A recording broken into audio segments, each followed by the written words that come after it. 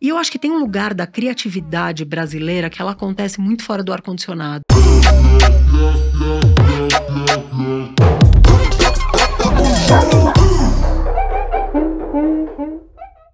Olá, galera, eu sou Ana Couto, sou CEO da agência Ana Couto, da Laje, e estamos aqui para o podcast Faz e Fala. É muito legal porque a gente está há 30 anos com o nosso propósito de impulsionar o valor das pessoas e das organizações no Brasil. E essa conversa hoje vai ser incrível, porque é sobre criatividade, sobre brasilidade, sobre inovação. Então a gente mistura tudo isso e temos a nossa super convidada, que é a Cris Naumovs. Acertei, Cris. Excelente. Olha, comecei bem porque eu estava aqui treinando esse sobrenome russo, é isso? Meu avô era da Letônia. Opa, então temos aqui muita história para contar, mas eu sei que você nasceu no Rio de Janeiro. Nasci em São Gonçalo. São Gonçalo. Ela esconde um pouco esse passado dela, mas a gente vai trazer isso de volta. Cris, você é uma pessoa que fala muito de criatividade, tem uma jornada super diferente, né? Eu falo que você é um pouco a Rick Rubin brasileira, assim, que vai pela intuição e traçou uma construção aí. Você ajuda muitas empresas a fazer esse mix, né? Entrar na cultura, com inovação, com criatividade. Conta um pouco essa menina que nasceu de origem lituânia, em São Gonçalo, e veio parar em São Paulo. Ana, primeiro, obrigada por estar aqui. Eu tenho uma honra de estar no festival. Eu sou muito sua fã desde antes, você sabe disso. O dia que você me ligou, eu desliguei e falei, minha Nossa Senhora da Aparecida, será? Mas enfim, vou lá na coragem. Imagina. Acho que é meio do jeito que eu opero. E acho que tem muito... Eu gosto muito da ideia de pensar o que os outros acham que eu faço bem. Eu adoro isso. Se alguém me convida para fazer uma coisa, eu falo, olha que loucura, essa pessoa pensou que eu sei fazer isso. Então eu vou fazer. E acho que foi muito do jeito que eu toquei a vida, assim. Eu nunca fui uma pessoa da educação muito formal. Eu não fui bem na escola. Vou fazer 48 esse ano, então sou de 77. Eu acho que se eu fosse uma criança dos anos 2000, eu seria dessas crianças todas que, enfim, alguém tem um diagnóstico para... Opa, graças a Deus que não tem diagnóstico hiperatividade, nenhum. Coisas do gênero. Mas eu fui... Eu nasci em São Gonçalo, porque minha mãe trabalhou na construção da ponte Rio-Niterói. E vim para São Paulo muito cedo, então sou muito paulistana, falo por favor, enfim, essas coisas todas, morro de vontade de falar, já te falei isso. Meu carioca sonho, e você com seu paulista. Meu sonho era poder falar carioca só para poder chamar alguém de bosta, assim, né? E aí, então, desde então, eu tive uma carreira muito longa no jornalismo, que eu fui parar no design, foi um negócio muito por acaso. Eu sempre... essas coisas meio bestas da vida, eu enxergo com um olho só. Eu vejo o mundo em 2D. E eu sempre fui muito obcecada por coisas bonitas, alinhadas. Era um inferno trabalhar comigo quando eu era designer. Porque eu falava... Você fez faculdade de design? Não, eu nunca fiz faculdade, Ana. Isso é um negócio. Eu entrei muitas vezes na faculdade.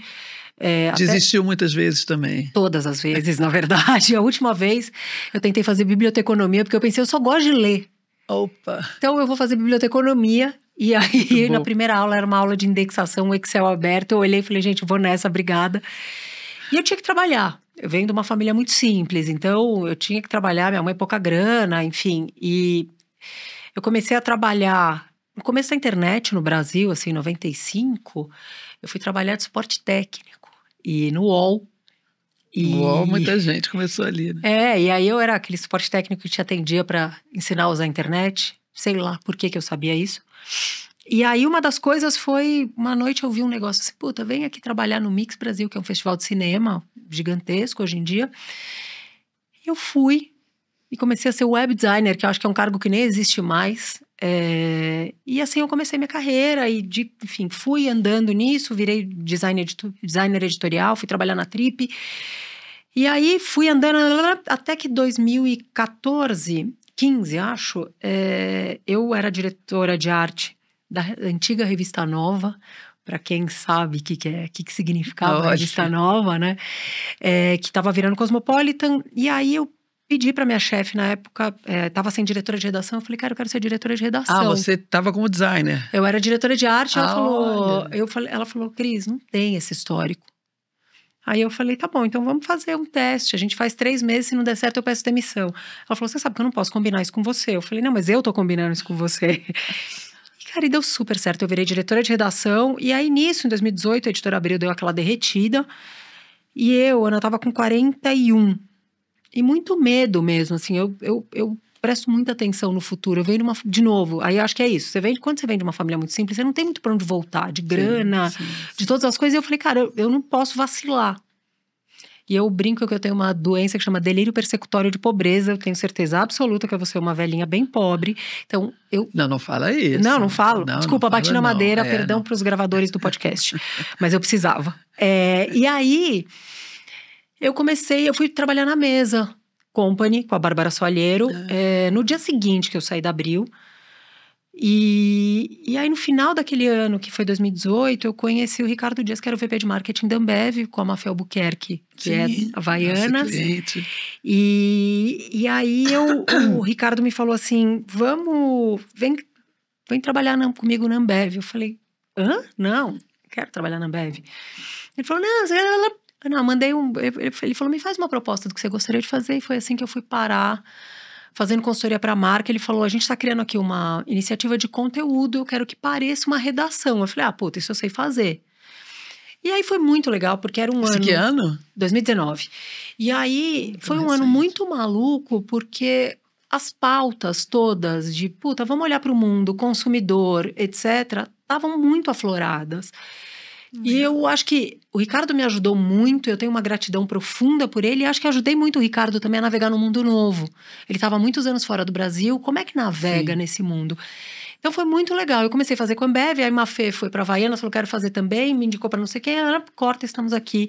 Eu trabalho hoje com Ambev, Itaú, Gol, Boticário, L'Oréal, Smiles, enfim, um monte de gente. E o que você vê dessa tua trajetória? O que é essa visão de marca? O que você conecta? Você está conectando o quê? Quando te dá um briefing? Você está falando de cultura? Você está falando de inovação? Essa visão, a Ambev é uma empresa que evoluiu muito a maneira de se comunicar, a maneira de construir conteúdo. Olha, são muitos, né? Criatividade, conteúdo. Como é que você está vendo essa conversa nessas organizações que você está trabalhando? Não, eu acho que tem uma coisa que talvez o que eu aporte seja justamente um olhar para as pessoas, né? Assim, eu acho que as marcas, elas durante muito tempo foram muito míopes nesse sentido e se acham muito importantes. E aí tem uma coisa que a gente precisa entender que de fato as pessoas se interessam, até quando começam, e a gente adora essas palavras que a cada temporada tem uma palavra, né? A gente está no momento, neste momento, então, comunidade é a palavra. Exato. Toda semana vem uma palavra nova para uma coisa muito antiga. Exatamente. E eu acho que a graça, inclusive, de fazer 48 anos esse ano é olhar e falar, cara, a gente já passou por isso. E é cíclico, e vamos aí, tá tudo certo. Então, eu acho que as marcas também entenderam num dado momento, começou aquela coisa, a gente é consumer-centric. Falo, tá, beleza, então você só se interessa por quem paga. Tem uma discussão para mim importante disso, que então você não é people-centric, você não tá interessado nas pessoas. Você tá interessado no poder de consumo dessas pessoas. E aí a gente teve uma mudança no Brasil que é muita gente nova acessando o consumo, né? E a gente foi educado via consumo de 2008, 2010 para cá. Né? Você tem uma geração, por exemplo, hoje chegando no mercado de trabalho que não sabe usar computador. Por quê? Foi educada com celular. A pessoa não sabe dar Ctrl+C, Ctrl+V. Entendeu? Isso não é, assim, isso não é uma piada. Isso é real, isso está acontecendo dentro das companhias. Então, eu acho que a hora que as empresas entenderam que as pessoas se importam pouco com elas. E tem um exercício de humildade para marcas e companhias aqui que é muito difícil. Sim. Quer dizer, cara, você é um business só. E eu acho que, eu me lembro de uma conversa uma vez com o CEO que ele falou, eu não entendo por que as pessoas não gostam da gente. Eu falei, porque as pessoas amam o capitalismo e detestam os capitalistas. Mas isso é uma coisa do Brasil, esse contexto? Acho que não, e acho que a globalização, ela é... Às vezes, quando eu vou viajar, eu acho uma coisa meio triste, assim. Você entra numa loja, hoje tudo é igual. Tudo igual, isso é muito triste mesmo. E aí você fala, puta, mas o que daqui é exclusivo daqui? E aí talvez a comida, a música, e são coisas que me interessam muito, assim, a moda não. Acho que a moda já é muito parecida. Se você vai na semana de moda de puta, de Copenhague, ela vai se parecer com a de Milão, que vai... Enfim, não sou uma entendida super de moda, mas acho que tem uma coisa interessante tem um aí. universo coletivo. É um universo coletivo e tem uma coisa coletiva acontecendo. Mas quando você olha para música, por exemplo, o Brasil é um país que consome muita música brasileira. E aí... Tem uma coisa, e eu acho que as pessoas confundem o fanismo com orgulho, né? Assim, eu não sou uma ufanista, mas eu sou orgulhosa de ser brasileira. Eu tô com a Fernanda Torres, eu tenho pena de quem não entende o Brasil, assim, eu tenho pena. Conhece, né? Que não conhece, que não sabe essas coisas. Então, quando, por exemplo, acho que foi a Economist que fez essa semana. Foi, essa semana, sobre o funk. Maravilhoso. E aí você vê brasileiros falando, mas é isso que a gente vai exportar. Pô, tem orgulho disso. Não vê o valor, assim, né, tem um valor, né? que é imenso nisso. E se você não acha que é cultura, beleza, então entende o valor da grana que isso aporta. Exatamente. Assim, então, eu acho que eu tenho um baita orgulho quando eu olho a Anitta. Super orgulho. Eu acho a Anitta, assim, eu acho um fenômeno, acho o Conde. Quando eu olho essa turma, quando eu vejo a cara dos gringos ouvindo Bumbum Tantã, e ele fica assim, não é possível que essa pessoa misturou música clássica com funk. Sim, isso é Brasil. Isso é Brasil. Então, acho que a gente deveria aproveitar esse momento, inclusive, de orgulho. Né? Muito por acaso, ontem eu fui ver a pré-estreia do Vitória, que é o filme com a Fernanda Montenegro, e ela estava lá. E aí é muito impressionante vê-la ao vivo, né? Eu tinha visto quando ela fez o monólogo da Simone de Beauvoir, que tinha sido muito impressionante para mim, mas ontem ela falando uma coisa que é sobre energia, Ana, eu acredito muito nisso, assim, bota energia nas coisas, pelo menos foi o que ficou para mim, não foi nem, acho que nem foi isso que ela falou, mas... o propósito, ela fala. Quanto... Você precisa colocar, de fato, energia nas coisas. Então, eu acho que o Brasil tem muito disso e as marcas aprendem muito com o brasileiro. As marcas tentam copiar essa, muitas aspas, aqui, gambiarra do Brasil. Só que corporativamente não existe gambiarra. É estratégia, né? É estratégia. Tem nome. Tem nome. Isso. Então, acho que é isso. Então, para mim, hoje, quando eu olho para as marcas, eu penso, como é que estrategicamente a gente consegue chegar nas pessoas de um jeito que elas lembrem? Sim. Né? Assim, de você. Por que tua marca importa? Por que eu vou comprar fulano e não Beltrano? Entendeu? Acho que quando você vai na guerra de preço... Não, aí acabou. Aí acabou. E as pessoas precisam criar algum tipo de relação valor, né? íntima com essas marcas. E aí, a hora que vem a tecnologia, para mim, a tecnologia deveria ser essa, usar a palavra bem marqueteira, enabler dessa intimidade. Se eu tenho os teus dados, como é que eu chego em você de fato? Anteontem, sei lá, fazendo uma compra, fui impactada por um anúncio no Instagram, eu falei, puta, que demais, daquela Asus, marca gringa e tal. Não entrega no Brasil. Eu falei, gente, quem tá fazendo essa entrega de mídia aqui? Gera uma frustração e um dinheiro gasto. Um dinheiro gasto à toa, e aí eu tenho pavor de dinheiro gasto à toa, e principalmente eu tenho pavor de energia gasto à toa. Né? Então eu acho que as marcas elas precisam aprender um pouco como direcionar, de fato, essa energia toda e a capacidade que as marcas têm de promover mudança. E eu acho que as marcas se perdem muito nisso porque não tem consistência. Acho que é uma campanha de marketing mudar as coisas, e não é. Então, você vê grandes marcas com um propósito de fato muito claro. E propósito não quer dizer ser bonzinho. Não é sobre isso. É sobre assim, para que você existe? Por que eu compro de você? Isto é um propósito. Né? A gente vê o propósito como o grande talento que a gente traz como organização, como pessoa, para impactar o mundo de uma forma positiva. É isso.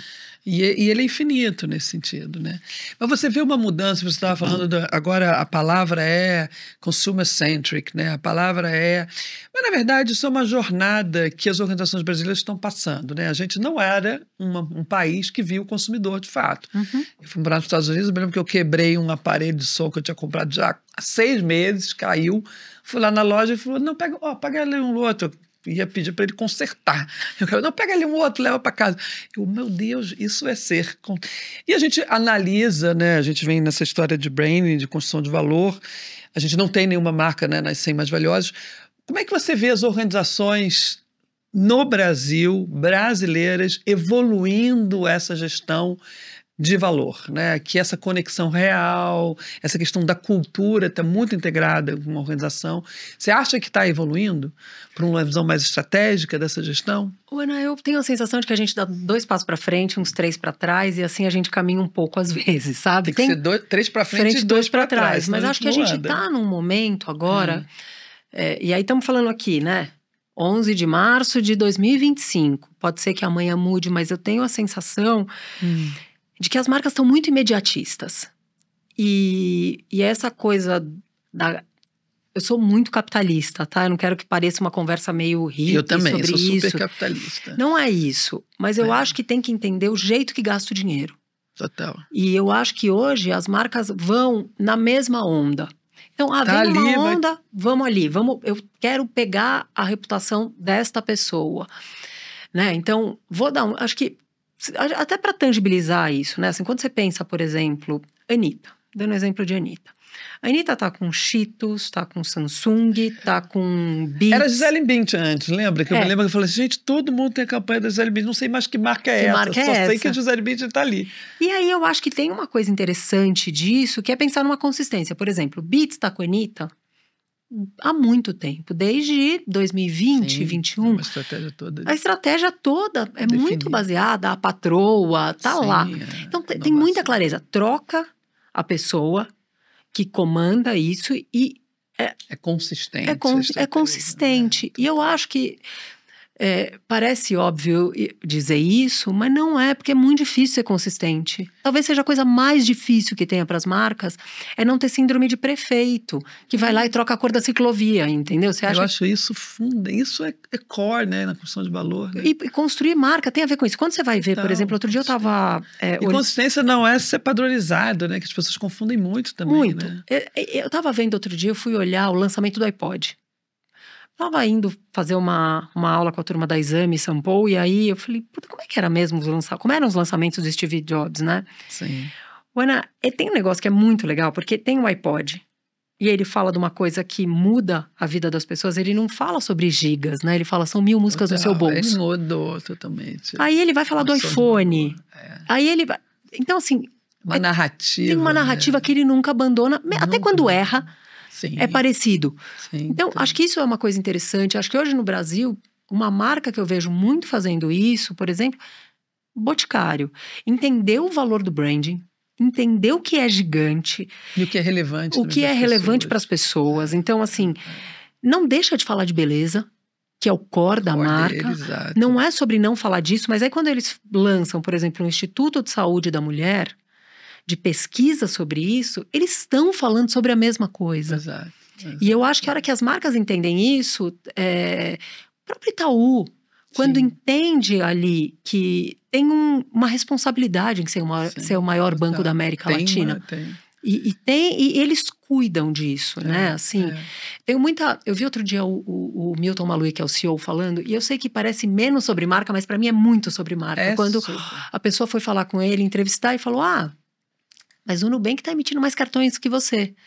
E aí o Milton responde uma coisa para mim muito maravilhosa, que ele fala assim, às vezes o que você pode fazer de melhor pelo consumidor é não dar o cartão.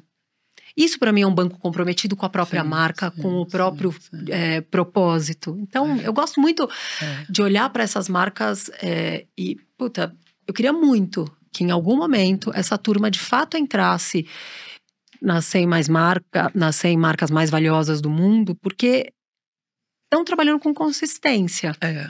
São as consistentes, né, que a gente fala, as diferenciadas, as relevantes para as pessoas, que você tem que se manter ali, né, que cria também esses equities proprietários, visuais, verbais, de posicionamento e consistência. Mas falta, né, o Brasil ainda é esse lugar que fala muito do comer o almoço para jantar, né? Vender o almoço para comprar a janta.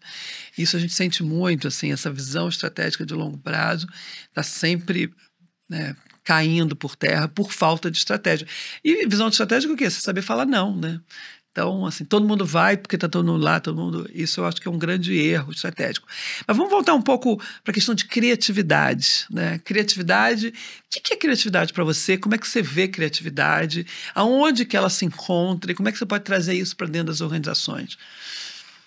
Ana, para mim tem sido um músculo mesmo, eu acredito nisso, assim, eu acho que eu sou muito melhor hoje do que eu era em 2019, do que eu era muito melhor em 2010. Eu desfilei no Carnaval esse ano na Portela, o enredo Milton Nascimento, e eu nunca tinha ido no backstage da Avenida. E eu olhei aquilo, quando eu estava passando, eu vi um tubo de fio assim, que era um negócio desse tamanho. Eu falei, isso aqui não pode dar certo. E dá certo. E dá certo. E de um jeito que aquilo é uma religião. O carnaval é uma religião para muita gente que tá ali, né? Sim. Eu olhei aquilo e pensei, falei, cara, assim, é uma grande massa de cola quente que alguém... de perto, né? De perto, que alguém te olha e fala assim, gambiarra. sobe nesse carro que tem 17 metros, isso não vai cair. Eu tenho pânico de altura, mas eu consegui. E eu acho que tem um lugar da criatividade brasileira que ela acontece muito fora do ar-condicionado. E a gente está muito acostumado a achar que tem um Olimpo da criatividade. Não. E eu respeito muito, assim, os diretores de criação. Eu respeito muito. Mas eu respeito muito quem circula pelo Brasil. Sim, total. Entendeu? E eu acho que a gente vai mais a Austin do que a gente vai à Bahia. A gente vai mais a Austin do que a gente vai ao Pará. A gente olha para fora muito mais. A gente olha muito para fora. A gente olha para Cannes. E eu sei que provavelmente, muita gente que vai ouvir isso vai pensar, não, mas é que tá legal se olhar. Mas assim, não quer dizer não, não quer dizer ou, é e. Sim, e eu acho que a gente tem uma visão de que a gente vai olhar para Cannes e aquilo vai resolver o mundo. Não, e volta para casa... O que você faz com aquilo? Exatamente. Entendeu? E aí quando vem, e aí é uma citação muito elegante, que é a mistura do Brasil com o Egito mesmo, é o tchan, sabe? Você tem que olhar para aquilo e falar, como é que eu misturo essas coisas de um jeito que saia? O faraó, exatamente, quando você olha, é isso. E aí quando você olha para isso e pensa, cara, como é que eu faço isso de uma maneira organizada e corporativa? Treinando as pessoas. Total. Método, processo, disciplina, né? Pronto, tô aqui com a professora. E aí eu acho que tem uma coisa muito importante de que, assim, e é muito difícil trabalhar isso com marqueteiros. Não é sobre você. Não é. E aí é muito duro para as pessoas quando você diz assim, então, a sua opinião, desculpa, ela realmente desimporta nesse momento. Eu falo, sofá de casa você escolhe, mas o resto é estratégia. Então você não fica me falando do sofá. Não é sobre o que mim. você gosta, o que você não gosta. Eu me lembro muito, Ana, quando eu fui assumir a Revista Nova, e para quem é mais jovem, talvez não saiba, a Revista Nova foi uma revista que surgiu em 73 no Brasil, já existia fora, e foi uma revista muito revolucionária quando foi lançada. Em 73, eu fui atrás de todas as capas, e tinha uma chamada de capa que eu nunca esqueci, que era... Para quem não sabe, a lei do divórcio no Brasil é de 77. Tinha uma chamada de capa em 73, dizia assim, como dizer adeus ao homem que um dia você amou. Olha. Era como se desquitar na época. Desquitar. E aí uma outra matéria era aborto, sim ou não? 1973. Estamos aqui discutindo em 2025, Suprema Corte Americana, discutindo aqui como se a gente estivesse vivendo num momento talibã. E quando eu fui para lá, né, era um momento muito da marca, muito difícil, porque tinha... envelhecido mal, tinha virado uma revista que falava muito sobre sexo de um jeito muito pautado no prazer do outro e muito pouco no prazer da mulher. 2014 foi o ano que o feminismo foi a palavra mais procurada. 2014. Aquela coisa do dicionário, do Webster, que fala a palavra do ano. E quando eu fui pra lá, eu me lembro, e eu falei, cara, isso aqui é zero sobre mim. Zero. Eu vou perguntar. E eu saí fazendo, né, grupos de... Assim, eu me lembro das pessoas da minha redação falando, você é louca. E eu falava, cara, não tem jeito, eu preciso perguntar. Eu fiz 30 grupos de WhatsApp com mulheres variadas. Perfeito. Eu fui andando por todos os andares da Editora Abril e falava para as mulheres assim, você quer entrar no meu grupo de WhatsApp? Quero saber sua opinião sobre as pautas. E aí eu acho que era zero sobre mim. Isso é muito difícil. Quando eu vejo, por exemplo, agências que são longevas com clientes, sei lá, a África, por exemplo, dando um exemplo da África, mas tem a Almap, enfim. Sim. Né, assim, acho que os caras da África e da Almap têm uma relação que são muito longas com os clientes. Sim. Porque eles trabalham para a marca, eles não trabalham para a pessoa. Sim. A sensação que eu tenho é essa, isso sou eu dizendo. Nunca perguntei nem pro Gordilho, nem pro Felipe Bartolomeu como é que eles fazem, mas na minha cabeça é trabalhar para a marca. E pro marqueteiro, ele deveria trabalhar para a marca e não para ele. Total. Não, isso eu acho que é uma premissa... Básica. Deveria ser. Dia 1, nas faculdades. E pra marca. É isso. Então, assim, como é que você trabalha as duas coisas juntas? Então, você sempre acha que você está trabalhando ou para o negócio ou você está trabalhando para a marca. Sim. Quando você trabalha com as duas coisas juntas, é muito poderoso.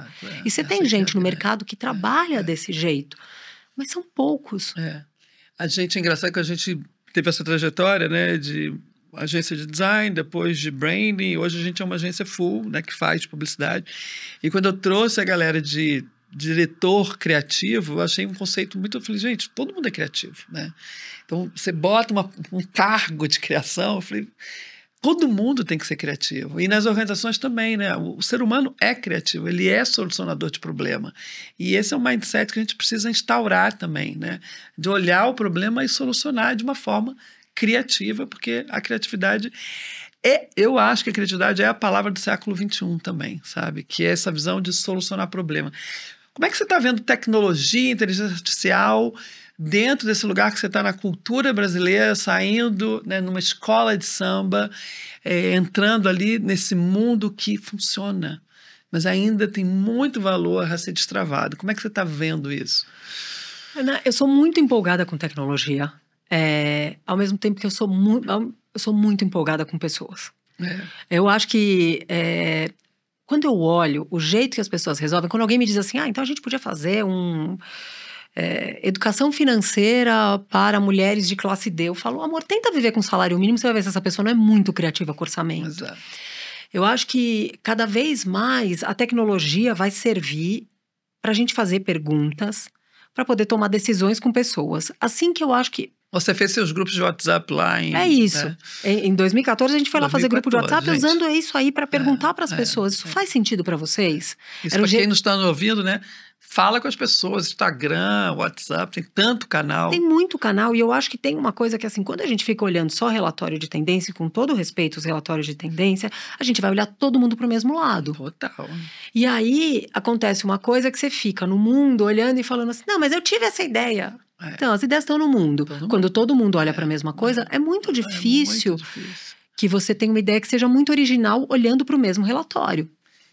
E aí tem uma coisa que a gente tem falado muito, que você falou, na nova, que a gente faz muito no processo, é arqueologia da história da marca, né?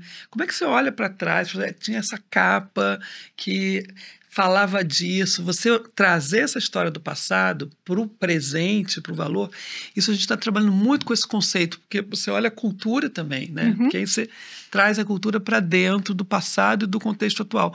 Como é que você vê as histórias das marcas sendo recontadas? Acho que a gente conta muito pouca história, né? Eu acho que a gente tem medo de ficar velho, né, em geral. As marcas têm medo de ficar velho, como se a história fosse te pegar no passado. Como se você tivesse perdendo o valor, e acho que a gente vive num momento muito doido, né? Que ninguém mais fica velho, né? Assim, então é creme, é procedimento, ninguém mais fala idade. E as marcas, quando elas olham para o consumidor, elas falam, putz, se eu disser quantos anos eu tenho, eu vou ficar velha. Então você vê os bancos brigando aí numa coisa, e quando você vê um banco como o Itaú comemorando o centenário, é muito importante. E que não seja com uma garota, seja com a Madonna, que passou pela história ali, que vem passando pela história, que constrói a história e que está em 2025. A Madonna não está em 82. Ela está em 2025. Acho que podia ser uma brasilidade maior, mas a gente discute, são visões diferentes. E eu acho que... E eu gosto disso, eu gosto da ideia também de poder, inclusive, discutir. Né? E acho que a gente está perdendo também essa capacidade de dialogar. E que eu acho que dentro das marcas, esse lugar da idade... Ele deveria ser um asset, vai? Total.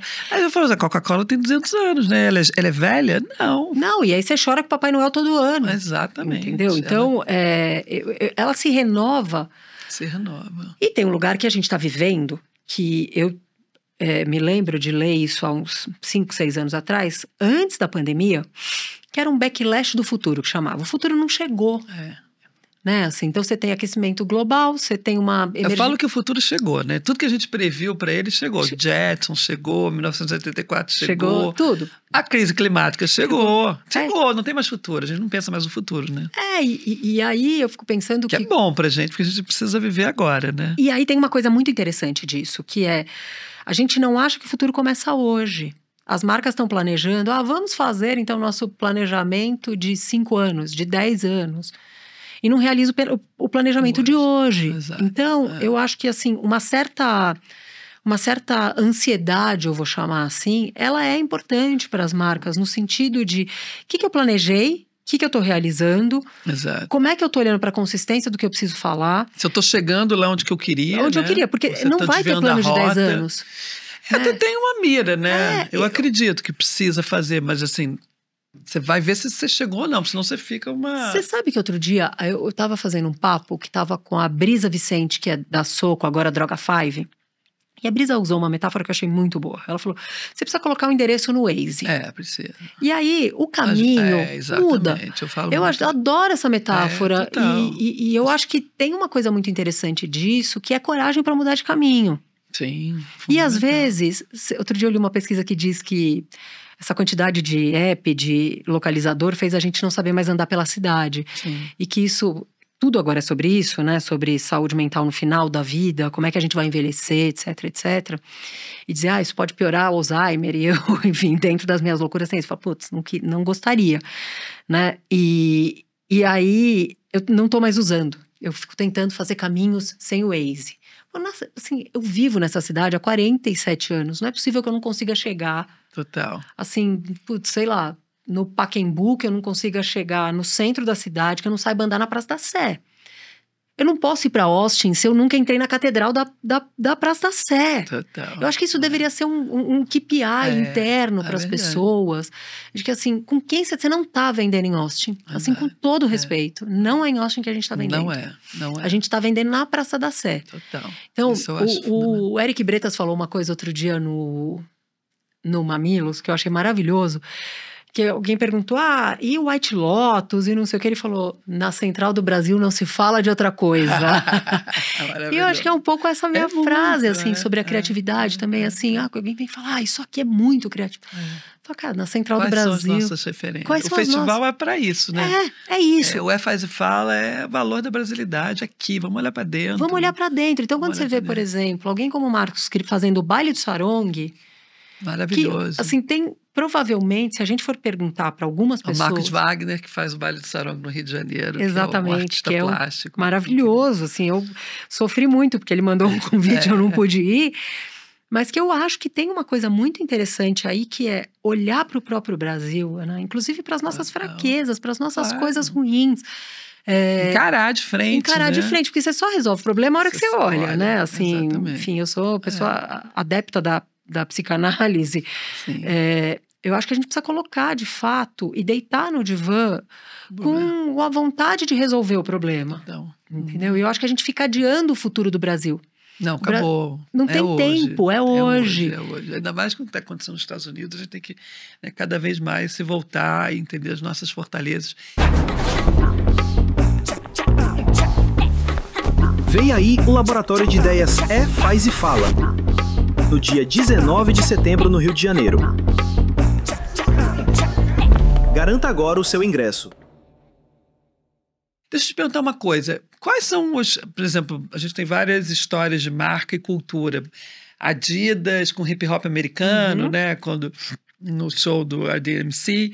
O que você vê de cultura e brasilidade, organizações brasileiras e movimentos culturais se retroalimentando? Você pode dar algum exemplo assim que você acha que é muito bom para os dois lados? Porque acho que o Brasil ainda vive um pouco a síndrome da empresa, a organização patrocinando, dando dinheiro, uma relação meio distante, que no fundo não é uma relação que a gente chama de ecossistema de ganha-ganha. Você acha que a gente está evoluindo nessa troca de valor entre a cultura brasileira e as organizações brasileiras? Acho que sim. Acho que tem uma coisa que, assim, a gente fala muito sobre a responsabilidade das marcas com relação ao patrocínio, mas a gente precisa falar de quem é patrocinado com a relação com as marcas.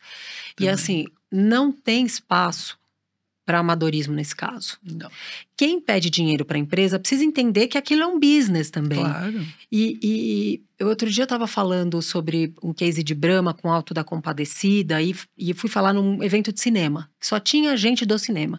Eu falei, vocês precisam aprender a pedir dinheiro. Não é mesada de pai, né? Não é caixa de banco, entendeu? Você precisa entregar. O que você vai entregar? O que você está disposto? O que para você é justo que você entregue? Quais são os seus valores? Quais são os valores das organizações? O que você topa fazer? Então, por exemplo, quando o Brahma foi patrocinar o Alto da Compadecida, tem lá um filme de 3 minutos, Chicó e João Grilo fazendo um baile na rua, uma festa de rua com Brahma, que fazia todo sentido. E aí você tem uma entrega de marca muito excelente, você tem um conteúdo excelente, que seres humanos comuns que estão cagando para marcas assistem aquilo e acham sensacional. tem vontade de abrir uma Brahma.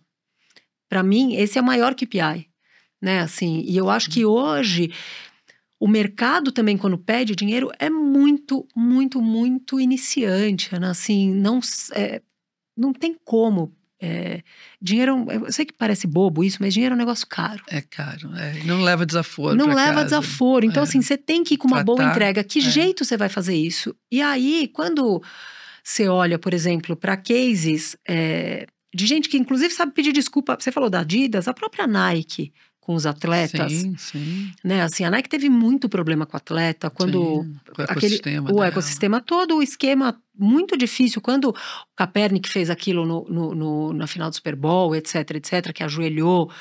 E sobre as pessoas racismo, sobre racismo, exatamente. Era um caso sobre racismo. Muito legal, e ele muito resolveu importante. fazer o movimento do Jesse Owens, que era na Olimpíada de 68, que é abaixar com o punho, que é o movimento dos Panteras Negras, enfim. E as pessoas resolveram boicotar a Nike. Sim. A Nike voltou e fez vídeos ensinando as pessoas a queimarem o tênis sem se machucar. Você vê um case que, assim, quando você olha o case de Harvard, e acho que vale olhar, esse é um que vale pagar $10 ali pra ver.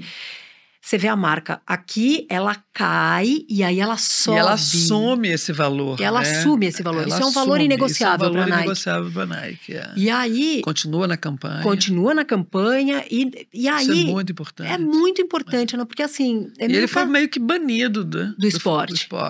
E aí você tem uma coisa ali muito importante que é a alegria na tristeza. Exatamente. Você tem Serena Williams saindo para licença maternidade e ela teve um problema de circulação que ela precisou mudar o jeito de jogar. E a Nike estava lá com todo o laboratório para fazer isso. Aí, ao mesmo tempo, você tem a Nike tendo um problema com mulheres grávidas porque elas não estavam pagando o valor do salário das atletas. A Nike volta para trás e pede desculpa. Saber pedir desculpa é muito importante. Né? Talvez seja um valor fundamental para qualquer companhia. Assim, qualquer quem companhia. não consegue voltar atrás e dizer, putz, erramos. Pessoas e erra rápido. Também, né? Não, assim, é sobre quem está sentado ali naquela cadeira naquele momento, né? Assim, quando a Nike começa a tomar um pau de marcas novas, e aí você vê o Federer, como ele constrói para On, né? Assim, acho que é um case, assim, para mim, primoroso. Primoroso. Sim. Ontem uma pessoa me falou, On não é bom para correr. Aí eu falei, é uma novidade para mim. Para mim era o melhor tênis que existia para corrida. Uma pessoa maratonista me falou isso ontem. Eu falei, então eles construíram super bem. Porque pra mim, que não corro, acho a coisa mais maravilhosa. Quando eu coloco On, eu penso, poderia ser aqui uma maratonista. Então, eu acho que a Nike, só pra voltar nisso que a gente tá falando, da história do passado. Dos valores da organização. Dos valores da organização. Quando a Nike olha muito pro passado e bota todos os ovos na mesma cesta, então é Michael Jordan. Sim. E Jordan, de fato, é um case. É um case.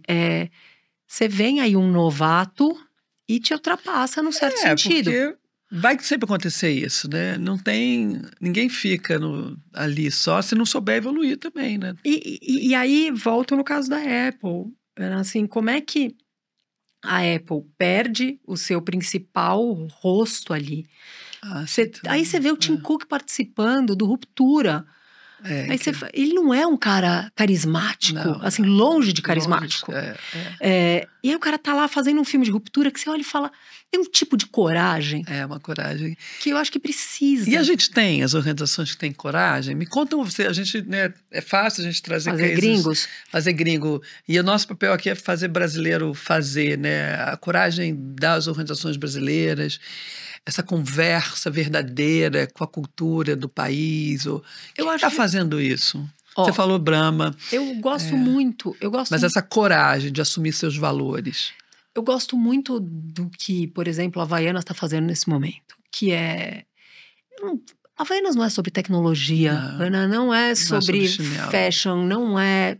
Assim, a Havaianas, para quem não sabe, nos anos 80 teve na cesta básica. Sim. As pessoas recebiam uma Havaianas, entendeu? E aí você tem os novos chegando e você tem uma marca que precisa dizer para que ela veio. É para você relaxar, é para você tirar o pé.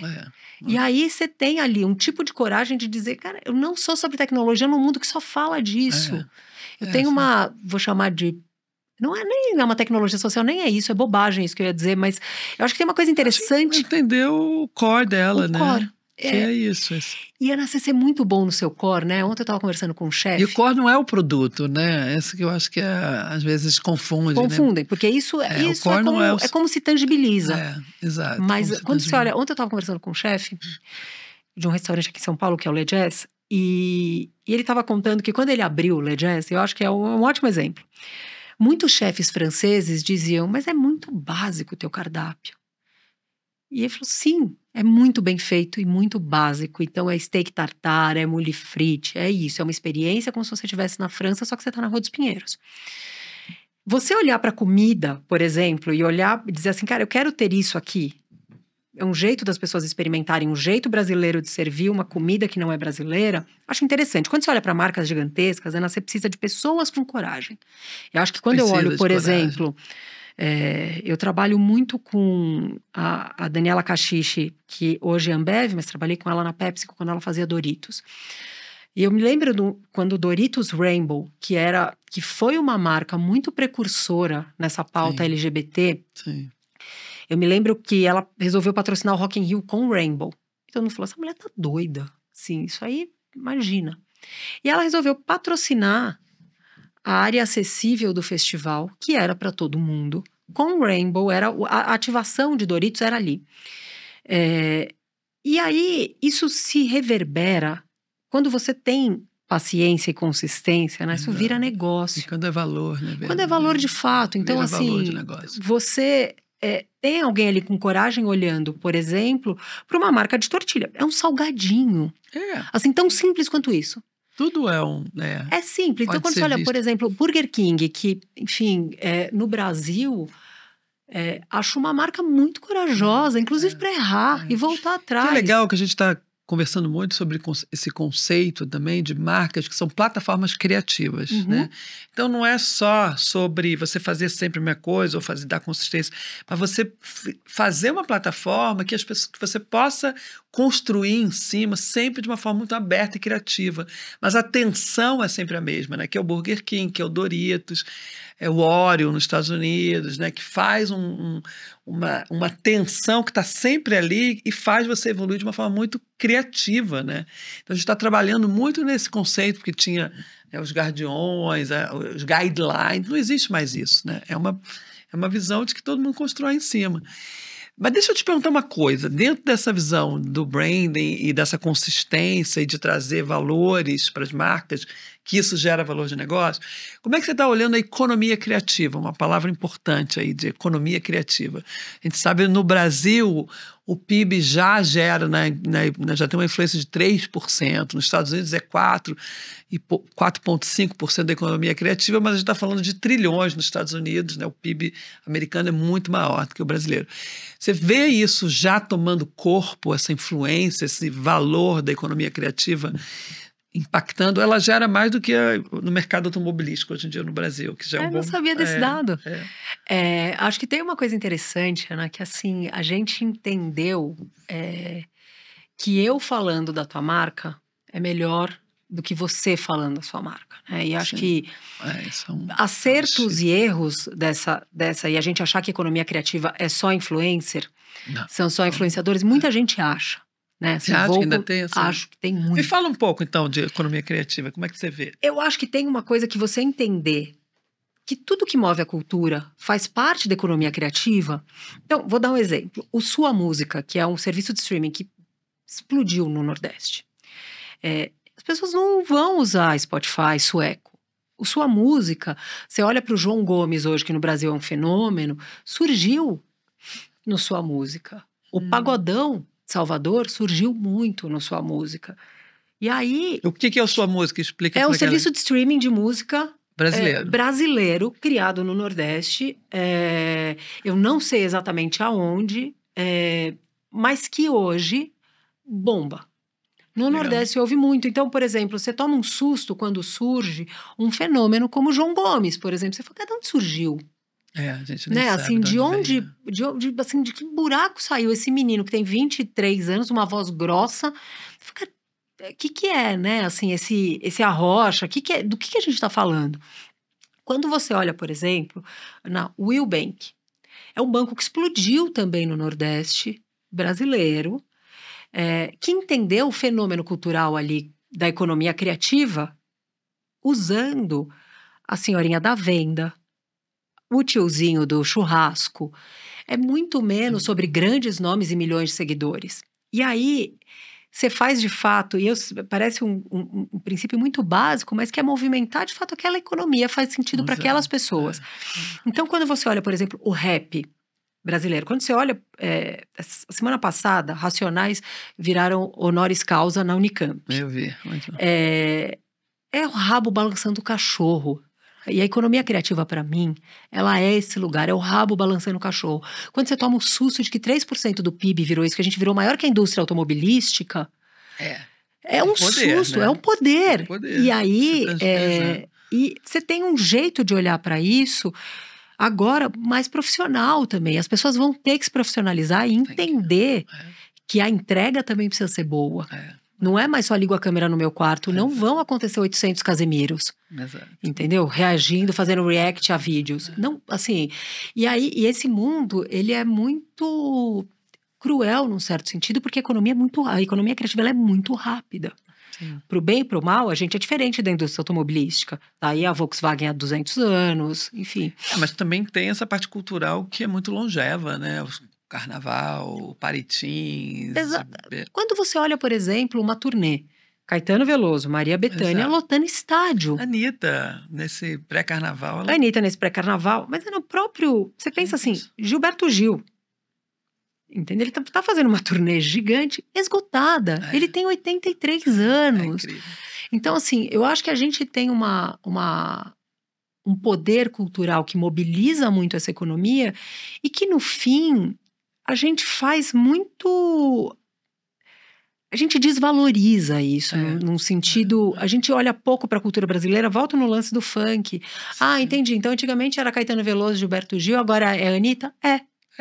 É isso aí. É também, né? É também. Porque eles estão ali, trabalhando, ela está trabalhando, né? Tem uma inovação, tem o João Gomes, tem a Turma da Rocha, tem a Turma do Sertanejo, que é um negócio gigantesco.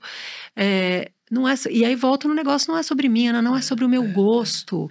O Caetano Veloso vai ser sempre o meu mais ouvido do Spotify, sei lá, desde que o Spotify existe, não é sobre mim, eu preciso saber quem são as outras pessoas. Eu lembro o Gil, numa mesa redonda lá da TV, falou assim, pois é, e o jornalista perguntando, não, porque MPB é uma coisa tão bacana, cultural, bossa nova, tão sofisticado, agora tem o sertanejo, o que você acha, Gil? A crítica, acho lindo. É lindo, é diversidade, é Brasil, né? Então, esse julgamento de valor é bom, é ruim, não é sobre ser bom ou ruim. Deixa eu te fazer uma pergunta. Você trabalha com criatividade brasileira, a gente vai para Cannes, a gente vai para esses lugares todos. O que caracteriza a criatividade brasileira? É muito difícil essa pergunta. É difícil essa pergunta. Eu tenho... Tem como caracterizar? Não tem? É diferente? Eu tenho dúvida, sabia? Sobre se tem uma característica pura e simples. Eu não sei te responder, na verdade, se eu vejo. É diferente. Eu acho que tem uma insistência brasileira que eu acho bonito, assim, o exercício da criatividade, ele vai acontecendo. E quando a gente fala de Cannes, essas coisas, a gente tá falando de publicidade, né? 100%. Sim. Mas eu acho que tem um jeito de fazer... Eu tenho estado muito próxima da turma do cinema. Estamos agora... Né, assim, você tem ontem olhando um lançamento do filme com a Fernanda Montenegro, ele aconteceu no Teatro Municipal. Era o melhor lugar pro som, para não sei o que, não, mas você entra no Teatro Municipal, a Fernanda Montenegro sobe naquele palco, e aí você diz, cara, isso é o Brasil. É esse tipo de twist, vou usando... fazendo o amarelo. Fazendo o amarelo no Municipal e colocando um telão para quem não conseguiu entrar. Eu acho que tem um jeito, a criatividade brasileira, para mim, ela é muito insistente. E nesse sentido, não à toa o nosso ditado, eu sou brasileiro, não desisto nunca. É isso, a gente acha sempre que dá para fazer um pouquinho melhor, mas também, ao mesmo tempo, a gente consegue se divertir com o resultado. E eu acho que eu tenho visto, para mim, Ana, a coisa mais importante da criatividade brasileira é o poder que a gente tem de se divertir, de achar alegria nas coisas. Total. Porque assim, se a gente não achar alegria no Brasil, também acho. Aí não tem, você não levanta da cama. E eu acho que a criatividade brasileira, ela passa muito por esse lugar, inclusive de rir de si próprio. Sim. Os memes, né? Os memes. Pô, você pensa no meme, assim, isso. Eu sei que vou repetir Fernanda Torres, eu tô muito com ela, assim. É um tipo de arte superior. Total. Né? Assim, incorporar isso como valor. Como né? valor. E a gente acha que tem graus. Se você vai à Sala São Paulo e assiste um concerto, a Sagração da Primavera com a Débora Coker, você é melhor do que quem cria um meme. Desculpa, eu preciso te contar uma coisa muito importante. Só que não. Não é. Total, E isso, para mim, é a coisa mais interessante, entendeu? Então, não desqualificar, né? Eu acho que você não gosta não quer dizer que você precisa desqualificar. Ruim, que seja ruim, entendeu? Até porque você não é a régua do mundo. Então, quando você diz um fenômeno como a música sertaneja no Brasil, Ana, assim, você não tem como ignorar. Exato. Isso, assim. Como funk carioca. Como funk carioca, você não tem como ignorar. A música baiana ali do carnaval, você não tem como desconsiderar aquilo. Como é que as pessoas se jogam naquilo? Eu olho aquilo e falo, cara, isso é admirável. O Baiana System, ou você olha o carnaval de Olinda. Assim, que é um carnaval bastante tradicional. Super. E que tem as bandas passando, as pessoas pulando, combinadas do jeito que faz a curva para ninguém se machucar. Então, assim... Me dá a sensação que a gente está amadurecendo essa valorização. Ou você acha que não? Eu acho que a gente está... Não sei, que eu sempre fui muito apaixonado pelo Brasil, mas eu acho que a gente está entrando num nível de consciência maior. Você acha que não? Acho super. Né? A gente... Cara, eu acho que tem uma coisa quando acontece, né? E aí eu sou sempre a favor do copo meio cheio, sabe? Eu também, super. Eu vim otimista de fábrica, assim. Então, tem uma coisa muito... fundamental, né? Assim, eu olho e penso... Beleza, Estados Unidos não quer a gente ali, o Trump, você barrada na imigração. Assim, não tem... Eu amo Nova York, amo. É o lugar que eu mais fui na vida. Mas eu amo Rio de Janeiro, eu amo Salvador, eu amo São Paulo. Eu acho São Paulo uma loucura, assim, quando eu olho o meu Instagram, assim, eu tenho pasta de tudo, né? Eu gosto de fazer pastinha porque eu detesto, porque senão eu vou sempre no mesmo restaurante, tomar o mesmo drink. Vou te dar um aplicativo que a gente fez agora, The List, para você fazer lista de tudo, maravilhoso. Maravilhoso, vou de lançar. Abduzida por isso. Eu adoro lista, amo lista, eu adoro aquelas coisas. 36 horas em, sei lá, em Lima. Eu fui agora, no final do ano, eu fui para Cartagena. E eu nunca tinha ido para Colômbia. É muito legal. E aí tem uma coisa muito parecida com o Brasil nesse sentido, que é uma gente muito animada, né? Super. E aí, eu acho que eu olhei para aquilo e vi um Brasil que eu gosto também. Menos que a gente pode dar para o mundo também, né? Então, eu fiquei pensando muito nisso sobre Cartagena. Tem um tipo de alegria que você não vê no europeu, você não vai ver no americano. Nos Estados Unidos não vê. Não vê. E aí, eu acho que o lance a gente precisa de alta cultura, com muitas aspas aqui. Se você estiver só ouvindo esse áudio, pelo amor de Deus, eu estou fazendo 730 aspas.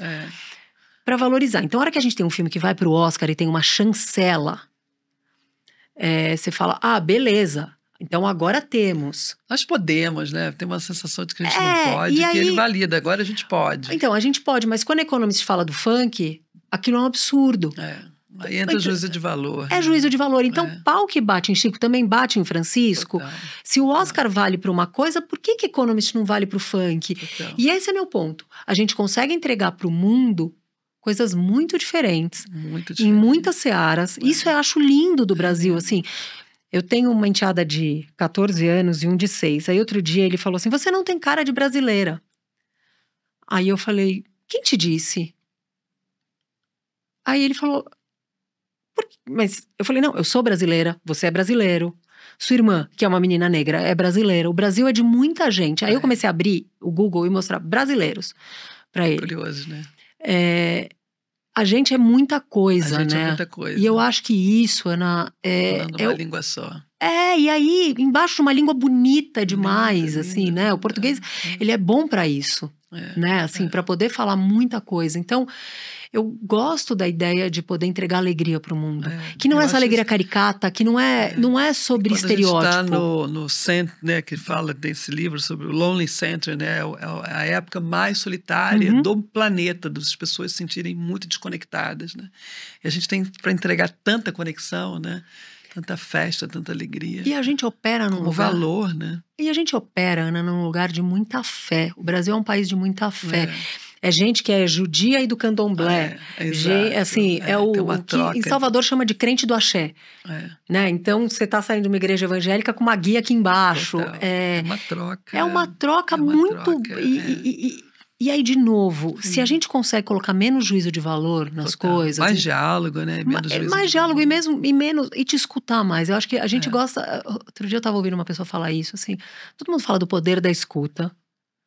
Tá, mas quem escuta e quem fala, né? Assim, a gente adora falar, né? Você me chamou aqui pra falar, eu adoro falar. Mas assim, eu tenho gostado cada vez mais de ficar em silêncio, de escutar as pessoas e perguntar. Eu também, total. Assim... Quem te inspira? Tem gente demais. Você sabe que eu fiquei pensando... Tenho pensado muito sobre o Brasil. Assim, eu olho, por exemplo, sei lá, gente que eu acho interessante.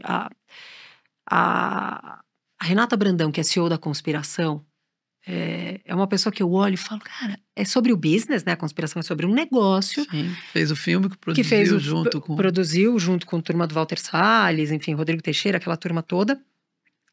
Mas o Alto da Compadecida é um filme recorde de público. E ele é muito sobre o Brasil e tem uma coragem de você dizer, vou fazer uma parte 2 de um livro que não existe. O Ariano Suassuna não está mais aqui para escrever o Alto 2. E você fala, cara, pera, vamos tentar. Guel Arraes, que é o diretor, quem pode? Então, eu gosto muito de olhar, eu olho muito mais para a cultura. Né? Eu olho para, por exemplo... Nelly Pereira pensando sobre brasilidade, entendeu? A pessoa, a Nelly fala sobre bebida. Não, a Nelly fala sobre o Brasil. Total.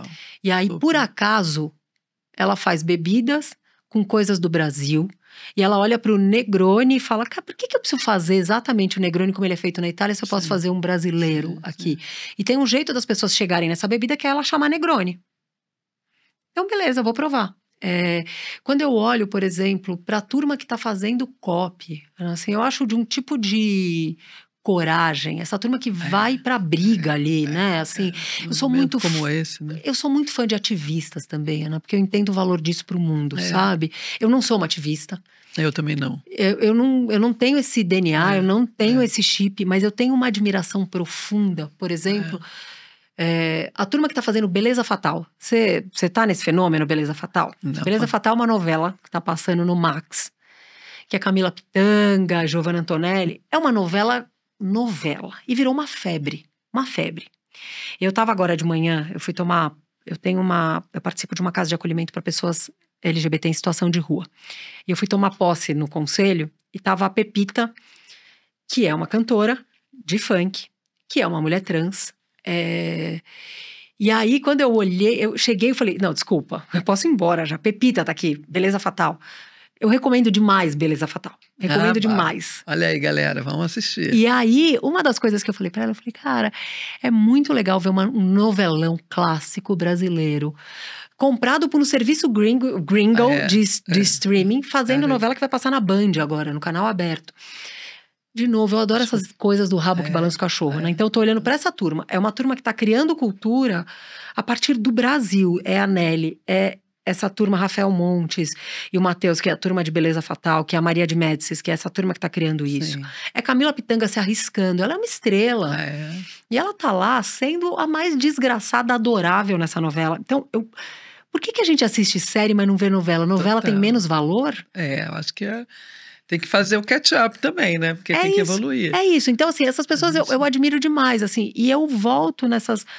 Quando eu olho, por exemplo, para as mulheres trans, principalmente para as mulheres trans, assim, eu admiro demais a Neon Cunha, que é uma pessoa ativista, que tá nessa treta gigantesca que é viver sendo uma mulher trans no Brasil. Eu olho para essas pessoas e penso, tem um tipo de criatividade para sobreviver no mundo, né, que me interessa demais. Sim. Me interessa muito pouco a turma do ar-condicionado. Eu convivo com todo mundo, tenho até amigos que são, mas com certeza. Né, assim, eu realmente acho que é essa mistura que faz a minha vida ser muito mais divertida e muito mais criativa, no certo sentido, de ver alguém que, assim, precisa de fato vender o almoço para comprar a janta, versus alguém que esquia em Aspen. Eu gosto disso tudo. A mistura, né? A mistura que eu acho que é interessante, né? Eu acho que a gente foi se isolando e criando um jeito de viver que eu só vivo entre os meus. É pobre demais. É pobre demais. Então, eu gosto de gente que mistura. O Brasil é antropofágico, né? É o que faz a mistura, né? E aí, de novo, quando a gente vai olhar para a tendência, talvez precise ir lá voltar no no Oswald de Andrade, Total. ler Manifesto Antropofágico, mesmo entender o que é a gente, entendeu? Tá lá agora em Londres, bombando o Brasil, e aí, aí o de fora vem e faz o valor. É isso, então... a gente tem que ser de dentro de dentro para fora. De dentro para né? fora. A gente não precisa dessa chancela. Acho que isso é um negócio que a gente precisa tomar muito... consciência. Muito cuidado com o que a gente acredita. Muito cuidado. Você tem um livro aí para...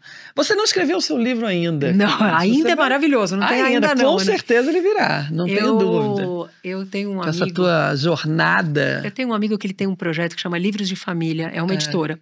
Que você contrata para contar. Você quer contar a tua história, contar a história da tua mãe, a história da tua família. Tô fazendo o livro da minha família agora. Então, exatamente. Chama André Viana esse amigo. E ele fala, deixa eu contar a tua história. E eu falo, cara, assim, eu não tenho nada interessante. Tão interessante assim. Mas... Olha pra dentro. Querido. Mas tem uma coisa muito interessante que, assim, eu tenho olhado muito pra... Eu amo música, Ana, assim... Tive um bloco de carnaval, eu discoteco em festas, eu sempre fui muito tímida, então, como é que eu vou às festas? Eu aprendi a discotecar pra isso, pra poder ir na festa. Discotecar é ótimo, né? E aí eu fico numa separação longe das pessoas, ao mesmo tempo que eu tô presente, enfim, na minha cabeça foi assim que eu fiz. E eu fui outro dia assistir a Pat Smith no Cultura Artística, no dia que ela passou mal. Ela teve um desmaio sim. Enfim, ela tá com 77 anos. Né, o disco principal dela, que chama Horses, está fazendo 50 anos esse ano, enfim. E aí, quando eu li esse livro... Não sei se todo mundo conhece a Pat Smith. É uma cantora americana e que ela viveu em Nova York num período muito importante para a cultura dos anos 70. E o melhor amigo dela nessa época era o Robert Mapplethorpe, que é um fotógrafo. Que foi Eram casados, né? Então, mas eles não eram um casal como conhecemos exatamente. Sim, e essa é a história deles. E eu amo a história das pessoas que foram consistentes no decorrer da vida. E eu acho que a Pat Smith, aí quando o Leandro me falou, pensa num livro, eu falei, cara, tem uma coisa que eu adoro a ideia de que as pessoas conheçam essa história, de que as pessoas conheçam a Pat Smith, que escutem seus discos, que ouçam seus discursos, que a sigam no Instagram, assinem a newsletter, porque ela olha para o mundo de um jeito muito generoso. E eu acho, e muito... Quando ela passou mal, a história é essa, ela passou mal nesse show no Cultura Artística, ela teve um desmaio e o show precisou ser cancelado, ela saiu de cadeira de roda, foi um momento super tenso.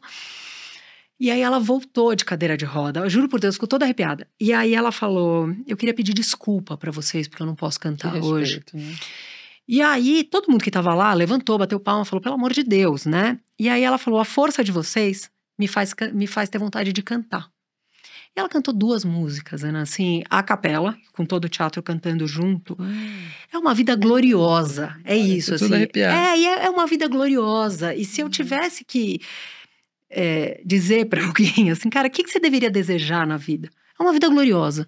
Ser lembrada por uma coisa que você é muito boa. Qual que é teu ofício? Não tem história do branding sem você no Brasil. Não vai ter. Epa. Não vai ter. Será? Não vai ter. Não vai ter. Trabalhando. Não, você tá trabalhando há bastante tempo pra isso, mas não vai ter, Ana. Assim, você pode hoje falar, cara, não gosto mais desse negócio do branding. Acabou. Desculpa, mas não vai ter jeito de você não ser lembrado. Que nem Bob Dylan, você vai, tem uma visão, né? É isso, Bob Dylan é legal ganhar o Nobel, mas meu negócio é sobre a música, eu não quero conversar sobre isso. Exato, então, eu pensei na Pat Smith por isso, porque eu acho que é alguém que respeita muito o ofício, é uma pessoa apaixonada pelo que faz. Eu me sinto lindo esse livro. Muito honrada de viver em tempos como mulheres como ela, com pessoas como ela, pessoas como você, pessoas que pensam o mundo. Eu gosto muito disso. Quem tá pensando o mundo. Vou te dar o meu, não sei se já, a Revolução do Branding, que fala muito disso, né? Fazer o livro, para mim, foi um pouco isso. Que jornada é essa que a gente vai trazer mais valor para o Brasil, né? E olhar de uma forma de valor e não descartar, porque é tão fácil julgar, desconstruir, criticar, é muito fácil, né? Construir é difícil demais. Ana, eu vou te dizer uma última coisa, desculpa, eu tô muito influenciada pelo carnaval.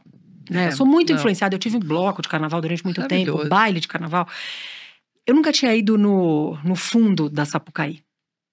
E olhar aquelas pessoas criando aquilo, gente dormindo, né? Porque estava costurando há 3, 4, 5 dias ali. É entender que aquilo é um tipo de paixão, É um tipo de vontade de contar histórias para o mundo. Quando você pensa na Beija-Flor, falando do Laíla, que era o cara que foi o herdeiro do Joãozinho 30. Assim, não dá para saber mais sobre a história do Steve Jobs do que o Joãozinho 30. Exato. Assim, não dá. Exato. As nossas garagens são essas. É isso, as nossas...